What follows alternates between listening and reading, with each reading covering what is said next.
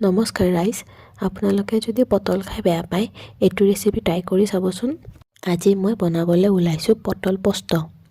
ইয়াৰে কাৰণে মই ইনগ্ৰেডিয়েণ্টছবোৰ স্ক্ৰীনত দি দিছোঁ। পটলকেইটা চেলাই লোৱাৰ পিছত তাক এনেকৈ মাজেৰে কাটি ল'ব। ইয়াতে যিহেতু আমি পটলটো এনেকৈ ডাঙৰ ডাঙৰকৈ দিম, তো তাক মাজেৰে ফাৰি ল'লেহে সি ভালকৈ ভাজা যাব। যেতিয়ালৈ পটলকেইটা ব্ৰাউন কালাৰ হৈ নাযায় তেতিয়ালৈ ভালকৈ ভাজি ল'ব। এতিয়া আমি আগবাঢ়িম এই ডিছটোৰ মেইন পাৰ্টলৈ। সেইটো কাৰণে মই এই বেহাৰ লৈছোঁ আৰু আফু গুটি লৈছোঁ।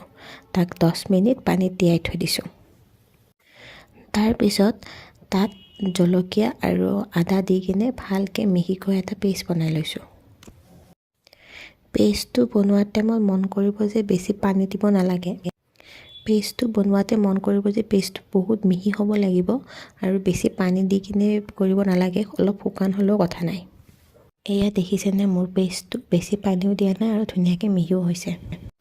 তাৰপিছত আমি পেষ্টটো ধুনীয়াকৈ তেলত এনেকৈ ভাজি ল'ম আৰু তাত হালধি গুড়ি দিম। হালধি গুড়ি দিয়াৰ পিছত গেছটো কম ফ্লেমত দি দিব আৰু লৰাই থাকিব যাতে তলত লাগি নাযায়। ইয়াত এতিয়া মই অলপ পানী দিছোঁ আৰু অলপ উতল অহাৰ পিছত মই ভাজি থোৱা পটলকেইটা ইয়াত দি দিম। পটলকেইটা দিয়াৰ পিছত নিমখটো আপোনালোকে নিজৰ সোৱাদৰ মতে দি ল'ব। এইটো ডিছ একদম পনীয়া নবনাব, যাতে তাৰ পেষ্টখিনি পটলকেইটাত ভালকৈ কোট হৈ থাকে তেনেকৈ বনাব। আৰু ইমান সহজতে আৰু একো মছলা ইউজ নকৰাকৈ আপোনালোকৰ পটল পস্ত ৰেডি হৈ যাব। আজিৰ কাৰণে আহিছোঁ বাৰু, নতুন ভিডিঅ'ছৰ কাৰণে ছাবস্ক্ৰাইব কৰিব।